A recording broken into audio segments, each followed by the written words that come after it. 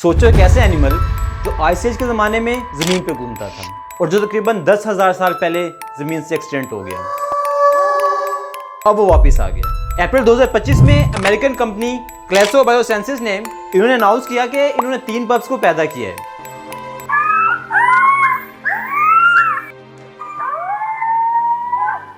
उनको नाम दिए रोमिलस, रिमस और खलीसी। अब हर तरह सिर्फ एक ही बात हो रही है कि ये वाकई डायर वुल्फ का कमबैक है या फिर सिर्फ एक साइंटिफिक एक्सपेरिमेंट। लेकिन इससे पहले ये सवाल कि आखिर डायर वुल्फ थे कौन और क्यों लोग इनके वापस आने पे इतने ऑब्सेस्ड हैं और कि ये पास्ट में इतने इंपॉर्टेंट थे कि 2025 में दोबारा पैदा करना पड़ा। इस वीडियो में हम एक्सप्लोर करेंगे इस मिस्टीरियस क्रिएटर की स्टोरी, उसका पास्ट, एक्सटेंशन और आज का controversial comeback. So let's start the video.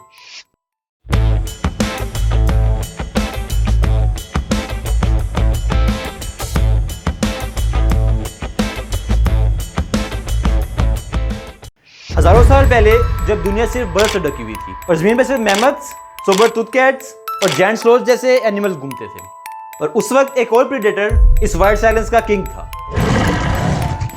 यानी डायर वुल्फ, जिसका साइंटिफिक नेम कैनस टेरस। ये नॉर्मल वुल्फ से काफी ज्यादा बड़े होते थे, अराउंड 68 केजी तक का वजन, और उनके जॉ की पावर इतनी ज्यादा थी कि वो अपने शिकार की हड्डियां तक तोड़ देते थे। और इसके अलावा हमेशा टीम वर्क में शिकार करते थे, और जब ये एक साथ शिकार करते तब शिकार का बचे रहना इम्पॉसिबल था। लेकिन वक्त बदल रहा था, आइस एज धीरे धीरे खत्म हो रही थी, टेम्परेचर बढ़ रहा था और जंगल की शेप बदलती जा रही थी। और तब एंट्री हुई ग्रे वुल्फ्स की। ये साइज में थोड़े छोटे लेकिन ज्यादा अडेप्टेबल थे, उनकी आंखों में ज्यादा शार्पनेस थी, सेंसेस एक्टिव थे और उनकी हंटिंग में फ्लेक्सिबिलिटी थी। जहां डायर वुल्फ सिर्फ ताकत के दम पे शिकार करते थे, वहीं पर ग्रे वुल्फ्स स्ट्रेटेजी, स्पीड और सर्वाइवल में मास्टर निकले। लेकिन डायर वुल्फ का बड़ा साइज इनके लिए प्रॉब्लम बन गया क्योंकि इन्हें ज्यादा खाने की जरूरत हुई, लेकिन ग्रे वुल्फ्स की वजह से शिकार मिलना मुश्किल होता जा रहा था। ये रीजंस मिलकर डायर वुल्फ को धीरे धीरे खत्म करने लगी। वो जंगल जहां पहले इनकी दहशत थी, वहीं उनका हंगर बढ़ा और फिर वहीं उनकी एक्सटेंशन। लेकिन डायर वुल्फ्स की कहानी सिर्फ बुक्स या इमेजिनेशन तक लिमिटेड नहीं है।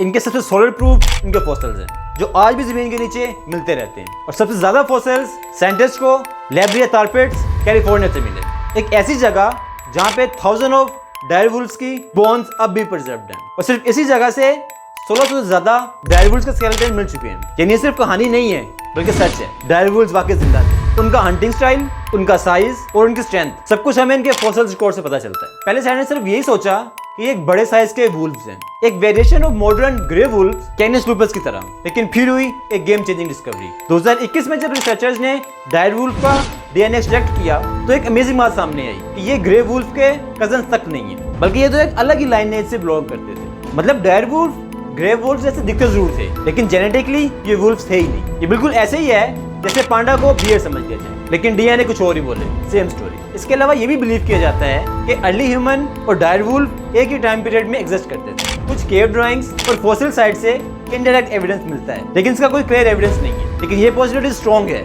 कि इंसान ने इसे देखा जरूर हो। शायद इसीलिए मेथोडोलॉजी में जायंट वुल्फ का कॉन्सेप्ट मिलता है। इससे बाद में फैंटेसी शोज ने इन्हें पॉपुलर बना दिया। आज डायर वुल्फ एक्सटेंट है, लेकिन पॉप कल्चर में ये जिंदा है। आपने गेम ऑफ थ्रोन में देखा होगा कि डायर वुल्फ्स को सिंबल बनाया गया लॉयल्टी, पावर और वाइल्डनेस का। अब सवाल ये पैदा होता है कि वो एनिमल जो हजारों साल पहले एक्सटेंट हो गया था, वो फिर से कैसे आ गया। अप्रैल 2025 में एक American biotech company colossal biosciences ने दुनिया को हैरान कर दिया। इन्होंने अनाउंस किया कि उन्होंने 3 पप्स को फिर से पैदा किया है, लेकिन ये कोई आम वुल्फ नहीं है, ये जेनेटिकली इंस्पायर्ड डायर वुल्फ है। अब बात ये समझने वाली है कि इन्होंने एक्सटेंट एनिमल को वापस लाने के लिए किया क्या होगा।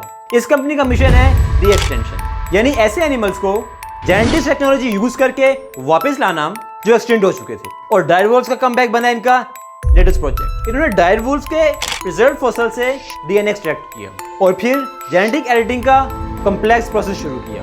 क्योंकि अब डायर वुल्फ्स के पास फुल डीएनए सीक्वेंस अवेलेबल नहीं था, तो साइंटिस्ट ने मॉडर्न वुल्फ्स, डॉग्स और कुछ और रिलेटेड स्पीशीज के जीन्स को कंपेयर किया और फिर GRISPR टेक्नोलॉजी, जो कि एक जीन एडिटिंग टेक्नोलॉजी है, साइंटिस्ट ने इसे डीएनए में एक्यूरेट चेंजेस करने के लिए यूज किया और एक ऐसा एम्ब्रियो क्रिएट किया जो डायर वुल्फ से मैक्सिमम मैच करता है। और उस एम्ब्रियो को एक सरोगेट एनिमल में इम्प्लांट किया गया और इसी से पैदा हुए ये 3 पप्स। मतलब ये 100% डायर वुल्फ नहीं है, लेकिन एक जेनेटिक हाइब्रिड है जिसके पेरेंट्स, साइज और बिहेवियर डायर वुल्फ से मिलता जुलता है। लेकिन इस बात में कोई शक नहीं कि ये साइंस का हिस्टोरिक मोमेंट है। एक एक्सटिंक्ट प्रेडेटर जिसका नाम सिर्फ फॉसिल्स में था, आज फिर जिंदा है। डायरवुल्फ का कमबैक सिर्फ एक साइंटिफिक एक्सपेरिमेंट नहीं, बल्कि ये एक रिमाइंडर है कि नेचर को हम भूल तो सकते हैं, लेकिन वो अपने निशान हमेशा छोड़ जाते। और जब साइंस, हिस्ट्री और क्यूरियोसिटी मिलती है तो हम सिर्फ फ्यूचर नहीं बनाते, बल्कि हम पास्ट को भी एक नई जिंदगी दे सकते। शायद डायरवुल्फ वापस नहीं आए, लेकिन उनकी लेगेसी आज फिर से दुनिया के सामने है। अगर आपको ऐसे टॉपिक पसंद है जो साइंस से रिलेटेड क्वेश्चन उठाते हैं, देन सब्सक्राइब करें, क्योंकि यहाँ वो फैक्ट्स मिलते हैं जो आपको आपके इर्द गिर्द के लोगों से नॉलेज की बेस पे बेहतर बनाते हैं। And you can like this video, hit the like and share it.